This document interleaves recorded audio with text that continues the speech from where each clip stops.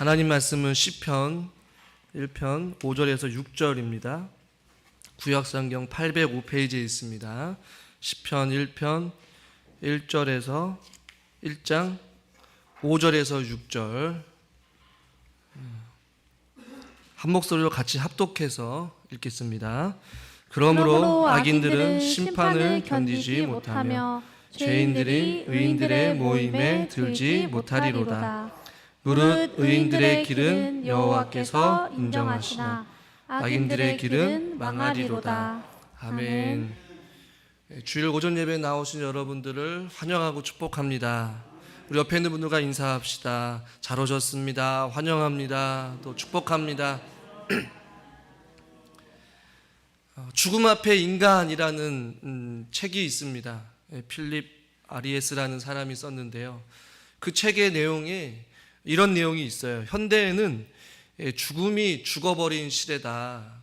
그러니까 현대는 죽음이 죽어버린 시대라는 그 의미는 뭐냐면 죽음에 대해서 별로 관심이 없었다라는 것이에요. 왜냐하면 죽음 자체가 나랑은 조금 거리가 멀게 느껴지거나 에이 설마 내가 죽겠어 라고 해서 죽음을 생각하지 아니하고 더 나아가서 죽음 이후에 또 다른 세계가 있다라는 것에 대해서 관심이 없고 또한 죽음 이후에 또 다른 어떤 세계를 다녀 다시 왔다라는 어떠한 경험과 어떠한 기술, 어떤 내용이 없기 때문에 현대에는 죽음 자체에 대해서 생각을 하거나 혹은 어떤 연구를 하거나 어떠한 책을 쓰거나에 대한 그런 부분들에 대해서 죽어버린 시대가 바로 현대였다라고 이야기를 해요. 그러나 코로나가 우리에게 많은 어려움을 주고 상처를 주고 또 어떠한 일상생활을 불편하게 했던 부분도 있지만 이 책에서는 코로나가 대단한 일을 했다라는 것이에요. 그 가운데 하나가 바로 우리의 삶에 죽음이 바로 코앞에 있었다는 것을 깨닫게 해주는 것이 바로 코로나였다라는 것이에요. 그리고 사람이 이 생명이 도대체 무엇인가, 살아 숨쉬는 것에 대해서 깨닫기 시작하고 고민하기 시작했다라는 것이에요. 우리가 과거에 코로나가 들어왔을 때에 마스크 그 한 장을 사려고 줄을 선 적이 아마 여러분들 한 번쯤은 경험해 봤을 거예요. 그 당시에 마스크 한 장이 우리들에게는 마치 생명과도 같은 어떤 중요한 역할을 하고 우리에게 꼭 없어서는 안 될 것이 바로 이 마스크였다라는 말이죠. 그러면서 죽음에 대해서 우리가 생각하면서 또 우리의 삶에 대해서도 고민하게 되었다라는 것이죠. 우리의 한 번뿐인 우리의 인생을 어떻게 살아갈 것인가. 마치 마스크 한 장이 그 당시에 우리에게 생명이었던 것과 같이 저와 여러분이 이 땅 가운데 하나님의 자녀로서 부르심을 받은 자들로서 하나님께서 주시는 복이 있는 사람의 삶을 우리가 살아가는 것, 그것이야말로 우리에게 생명이 되시고 우리에게 진리가 되어주신 줄 여러분 믿으시길 바랍니다.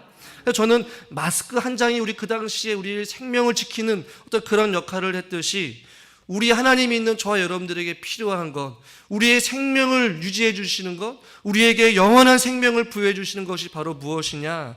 그것은 하나님의 말씀인 줄 믿으시길 바랍니다.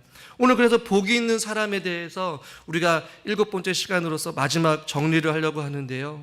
5절에 보니까 그러므로 라고 말씀하고 있어요. 결론의 부분이죠. 복이 있는 사람은 어떠한 분인지 또 악인들, 죄인들, 오만한 자들을 이야기하면서 나무와 겨에 대해서 비유를 하면서 복 있는 자의 삶이 어떠한 것이고 복이 없는 하나님을 모르고 하나님을 부정하고 세상으로서 살아가는 그런 자들의 삶의 궁극은 어땠는지를 살펴보았어요. 그래서 시편에서 오늘 5절에서 마지막으로 결론으로 그러므로 라고 말하고 있는데 먼저 악인들에 대한 삶의 결론을 이야기하고 있어요. 그런데 오늘 5절 말씀을 우리가 같이 한번 읽어보겠습니다. 그러므로 악인들은 심판을 견디지 못하며 죄인들이 의인들의 모임에 들지 못하리로다. 아멘. 한 번뿐인 우리의 인생 가운데 오늘 보니까 악인들은 심판을 견디지 못한다. 심판이 있다라고 말씀하고 있어요. 저는 오늘 이 결론적인 부분에 있어서 이 심판에 대해서 잠깐 언급하려고 합니다. 제가 앞서서 죽음에 대해서 이야기를 했던 이유는 죽음 이후에 모든 사람에게 심판이 기다리고 있는데 성경에서는 이 심판에 대해서 곳곳에서 언급을 하고 있어요. 심판으로 가득하다라는 것이죠. 개인에 대한 심판, 하나님 백성에 대한 심판, 이스라엘 전체를 향한 심판이 성경에서 구약에 전체적으로 계속해서 나오고 있었어요. 창세기를 보더라도 하나님께서 에덴 동산을 이야기할 때에 너희가 내 법을 어기면 나는 너희를 동산에서 쫓아낼 것이다. 결국에 하나님의 심판 아니겠어요? 노아의 홍수의 심판도 있었고 소돔과 고모라의 심판도 있었고 북이스라엘과 남유다의 멸망도 있었어요. 바벨론의 포로가 되는, 이스라엘이 멸망하게 되는 어떤 그런 무서운 심판이 있었단 말이죠. 신약의 시대로 돌아와서 예수님 시대에 세례 요한은 누가복음 3장 7절에서 이렇게 말씀하고 있습니다. 우리 누가복음 3장 7절 말씀 같이 한번, 자막만 띄웠나요, 목사님? 누가복음 3장 7절 말씀을 제가 읽어드릴게요. 요한이 세례를 받으러 나오는 무리에게 이르되 독사의 자식들아 누가 너에게 일러 장차 올 진노를 피하라 하더냐라고 말씀하고 있어요. 이게 장차 올 진노라고 표현하고 있어요. 세례 요한도 예수님이 언급하면서 장차 올 진노의 그 심판을 누가 피하겠느냐, 피할 수 없다라는 것이죠. 예수님도, 사도 바울도 심판을 이야기했어요. 이 심판은 곧 우리와 죽음과 같이 마주치게 되는 것이 바로 이 심판인 것이죠. 그런데 이 죽음 앞에 인간이라는 책에서 이야기했듯이 많은 사람들이 죽음에 대해서 생각하지 않을 뿐만 아니라 죽음 이후에 어떤 삶이 우리를 기다리고 있는지조차도 관심을 갖고 있지 않은 것이에요. 이것이 바로 악인들, 하나님을 믿지 않는 자들이 생각하는 것들이죠. 그 심판을 믿지 않는 사람들은 우리가 인생을 죽으면 죽음에 완전히 끝나는 것 아니냐, 다른 세상에 대해서, 죽음 이후의 어떠한 생각에 대해서 전혀 생각하지 않는다라는 것이죠. 혹은 다음 세상에 어떤 모습으로 태어날 것에 대한 어떠한 생각은 한다라는 것이에요. 혹은 죽어봐야 알지 않겠느냐라고 생각하는 사람이 있고 아예 죽음 자체를 삶에 있어서 생각하지 않고 그냥 하루하루를 살아가는 사람들이 있다라는 것이에요. 그러나 진정으로 복이 있는 사람은 이 악인들과 같이 생각하는 것이 아니라 죽음 이후에 우리의 삶이 끝나는 것이 아니라 영원한 어떤 삶의 시작이 있음을 알고 그 시작 앞에 하나님의 심판대에 선다라는 것을 알고 하나님을 두려워하고 이 땅 가운데 하늘의 소망을 품고 살아가는 것이 바로 하나님 믿는 복이 있는 자들의 삶의 모습인 줄 믿으시길 바랍니다. 그래서 오늘 오전에 보니까 그러므로 악인들은 심판을 견디지 못한다라고 말씀하고 있어요. 모두 다가 심판대에 서게 되는데 이 악인들은 심판 앞에서 하나님 앞에 어떠한 변명도 할 수 없고 하나님 앞에 결국에는 심판을 받게 된다라는 것이에요. 히브리서 9장 27절 말씀에도 보면 한 번 죽는 것은 사람에게 정해진 것이요 그 후에는 심판이 있으리니 라고 말씀하고 있거든요. 한 번 죽는 것도 분명하게 성경에 기록되어 있고 그 후에 심판이 우리에게 있다라는 것도 하나님께서 말씀하고 있다라는 것이에요. 하나님 믿던 믿지 않든지 간에 모든 사람들이 죽음 앞에서 아무것도 할 수 없고 죽게 되는데 결국에는 죽음 이후에 하나님의 심판대에 단 한 사람도 예외 없이 서게 된다라는 것이에요. 그런데 오늘 본문에서는 복이 있는 사람을 언급하지 않고 먼저 그러므로 악인들은 죽음 이후에 하나님의 심판대에 섰을 때에 그 심판을 견디지 못할 것이다 라고 말씀하고 있는 것이죠. 여기서 견디지 못한다라는 얘기는 변명의 여지가 없다라는 것이에요. 할 말이 없다라는 것이에요. 여러분, 심판대라는 것은 어떤 법적인 의미를 이야기하거든요. 하나님의 법정 앞에 딱 섰을 때에 하나님께서 선고를 하는 것이에요. 너는 지옥, 너는 천국 이야기하면서 하나님을 믿는 백성들과 하나님을 믿지 않은 자들을 구분하시고 알곡과 쭉정이, 양과 염소를 구분하듯이 하나님의 백성과 사단의 자녀들을 결정하시고 하나님의 심판대에 섰을 때 악인들은 그 심판대 앞에서 어떠한 변명도 어떠한 핑계도 될 수 없다라고 성경은 말씀하고 있는 것이에요. 이 심판 앞에 섰을 때에 그 누구도 아무도 변명할 수 없다라는 것이죠. 견디지 못한다라고 말씀하고 있어요. 악인들의 최후가 바로 이와 같다라는 것입니다.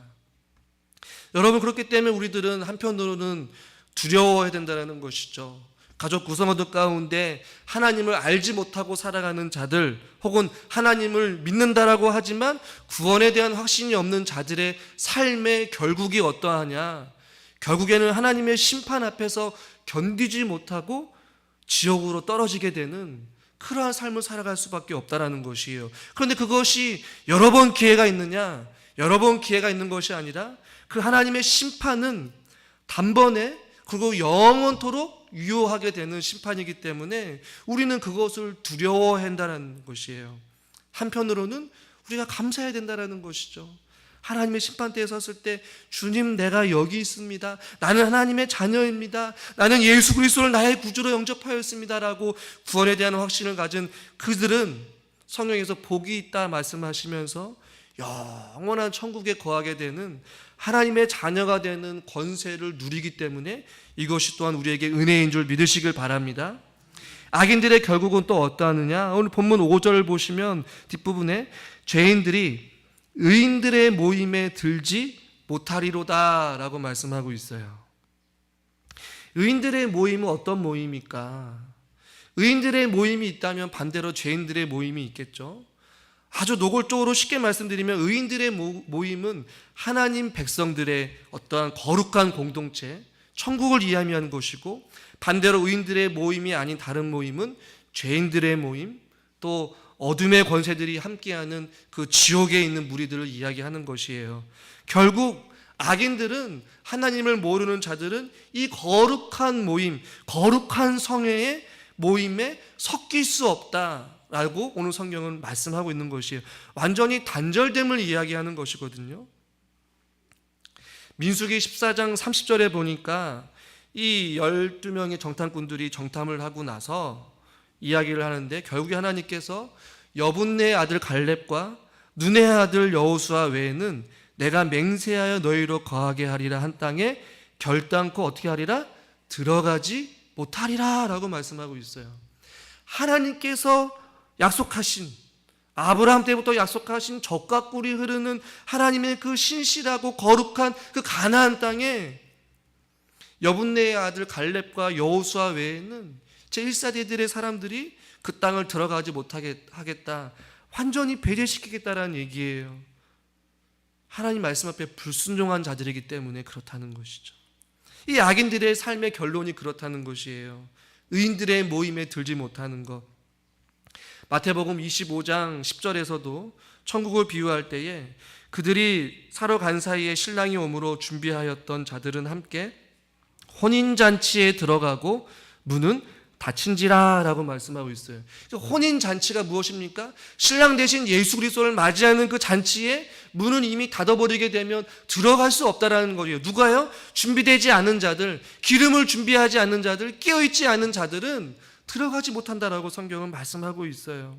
이 말세의 시대에 주님 오실 그날을 기대하고 사모하고 깨어있어서 기도하며 주님 말씀 앞에 살아가는 그러한 자들은 주님 오실 때 그 혼인잔치에 들어가서 함께 축제의 자리, 그 천국으로 올라가 영원한 기쁨과 영원한 행복을 누리며 살아가게 되지만, 깨어 근신하며 기도하지 않는 자들, 하나님의 말씀이 선포되어지고 예수가 우리의 그리스도라고 함에도 불구하고 그것을 무시하고 오늘 본문은 성경을 통하여서 악인들의 꾀를 따르고 죄인들의 길에 서고 오만한 자리에 앉는 이러한 자들은 결국에는 최종적으로 이 의인들의 모임에 들어갈 수 없다라고 성경은 우리에게 말씀하고 있는 것이죠. 히브리서 3장 18절 19절 한번 같이 한번 읽어보겠습니다. 또 하나님이 그에게 맹세하사 그의 안식에 들어오지 못하리라 하셨느냐? 곧 순정하지 아니하던 자들에게가 아니냐? 이로 보건대 그들이 믿지 아니함으로 능히 들어가지 못한 것이라. 아멘. 19절에 보니까 믿지 아니함으로, 하나님의 말씀을 듣지 아니하고 믿지 아니함으로 능히 들어가지 못하게 됐다라고 말씀하고 있어요. 그러면서 오늘 복이 있는 사람과 그 복이 있는 사람의 반대의 삶의 결론은 6절 끝부분에 보니까 악인들의 길은 망하리로다 라고 말씀하고 있어요. 예수님의 비유를 통해서 다시 한번 말씀드리면 이 망한다라는 것은 바깥 어두운 쪽으로 완전히 쫓겨나게 될 것이다, 혹은 울며 이를 갈게 될 곳으로 갈게 될 것이다. 그리고 이 길은 악인들, 죄인들, 오만한 자들, 이 나무가 아닌 겨의 생애의 결말이라는 것이에요. 하나님의 말씀을 가볍게 여기고 하나님을 두려워하지 아니하고 하나님을 나의 구조로 영접하지 않은 자들의 길이 마치 이와 같다라고 성경은 말씀하고 있어요.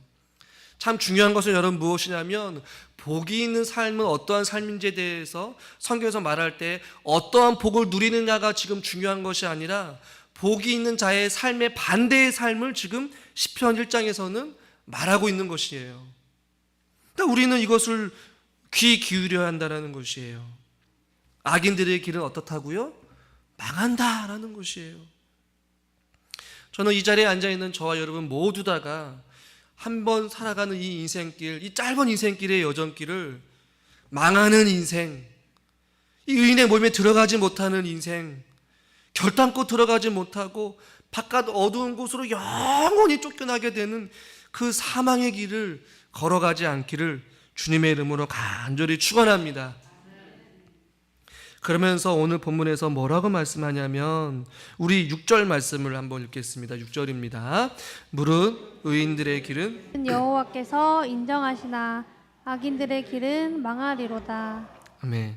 의인들의 길이 나오고 있어요. 짧게 나오고 있어요. 결론적으로 복 있는 사람은 의인이 걸어가는 그 길인데, 그 길은 여호와께서 어떻게 하신다고 말씀하냐면 인정하신다라고 말씀하고 있어요. 그렇다면 의인들의 길은 어떤 길입니까? 앞서 이야기했던 것과 같이 악인의 꾀를 따르지 아니하고 죄인들의 길에 서지 아니하고 오만한 자들의 자리에 앉지 아니하고 오직 여호와의 율법을 어떻게 하고 즐거워하는 길을 걸어가고 주의 말씀을 주야로 묵상하는 그 길을 걸어가는 사람들. 요한복음 14장 6절에 보면 내가 곧 길이요 진리요 생명이, 누가요?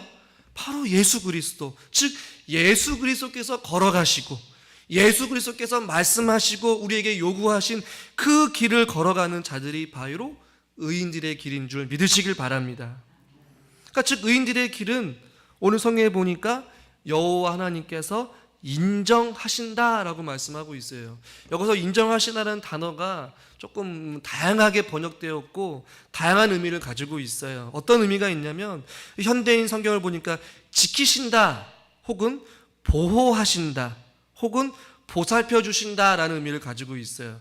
즉 하나님의 말씀대로 내가 곧 길이요 진리요 생명 되신 예수님이 걸어가신 그 길을 주야로 주의 말씀을 묵상하며 걸어가는 그 자들의 삶은 하나님께서 때로는 지켜주시고, 할렐루야, 때로는 보호하여 주시고 때로는 보살펴 주시고 눈여겨보시면서 그의 삶을 인정하시고 칭찬하시고 기뻐하시고 그 길을 통하여서 주님 영광 받으실 줄 믿으시길 바랍니다.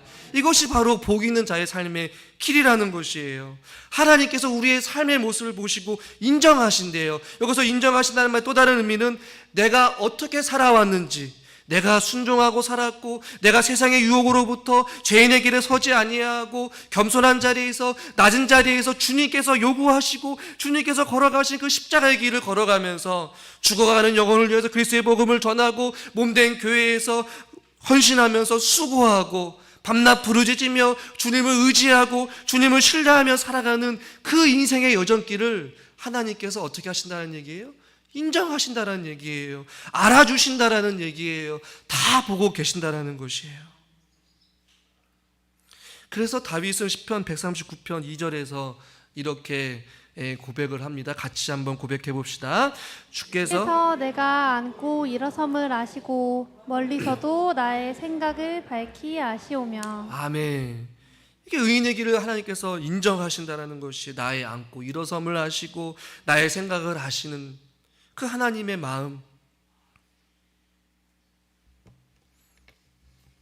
여러분, 우리가 주님 앞에 섰을 때에 악인들은 그 심판을 견디지 못하지만 우리들이 주님 앞에 섰을 때에는 주님이 우리들에게 이런 말씀을 하셨으면 좋겠어요. 너가 어떻게 살아왔는지 내가 다 안단다.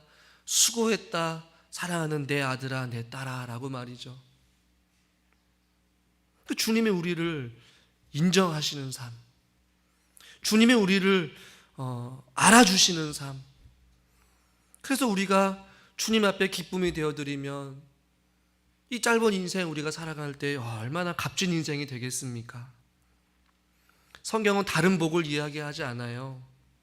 성경은 우리가 어떤 물질의 복, 건강의 복, 어떤 우리 삶의 형통의 복을 이야기할 수도 있지만 더 중요한 것은 다른 것에 있는 것이 아니라 하나님께서 우리의 길을 인정하시는 것이야말로 참된 복된 삶인 줄 믿으시길 바랍니다. 복은 다른 것에 있는 것이 아니에요. 또 한편으로 하나님께서 인정하신다는 얘기는 무엇입니까? 하나님께서 지키시고 보호하시고 보살펴 주세요. 그것은 무슨 의미예요? 어둠의 권세로부터, 환난으로부터, 때로는 질병으로부터, 때로는 아픔으로부터, 때로는 위험으로부터 하나님이 우리를 지켜주신다는 것이에요. 그것이 복 아니겠어요? 하나님께서 우리를 보살펴 주신대요. 우리의 필요를 아시는 주님께서 우리가 구하지 않더라도 사랑하는 자녀의 필요를 아시는 부모의 마음과 같이 늘 우리의 삶을 보살펴 주시면서 우리의 삶이 부족함 없는 풍성한 은혜를 채워주시는 것, 이것이 진정한 복 아닐까요? 사랑하는 성도 여러분과 제가 이 땅 가운데 살아가면서 주님 오실 그날을 기대하고 사모하며 주님 앞에 섰을 때에 내가 너의 길을 인정한단다 라는 이 칭찬의 말을 듣기 위하여서 저와 여러분들이 주의 말씀을 주야로 묵상하며 주님 뜻대로 순종의 삶을 살아갈 수 있기를 주님의 이름으로 간절히 축원합니다. 이 복이 있는 사람을 왜 우리에게 이 시편의 많은 책들 가운데에 첫 번째로 뒀을까요? 우리 모두 다가 이 땅 가운데 살아가면서 하나님의 복을 누릴 수 있기를 원하시기 때문에 하나님의 사랑인 줄 믿으시길 바랍니다.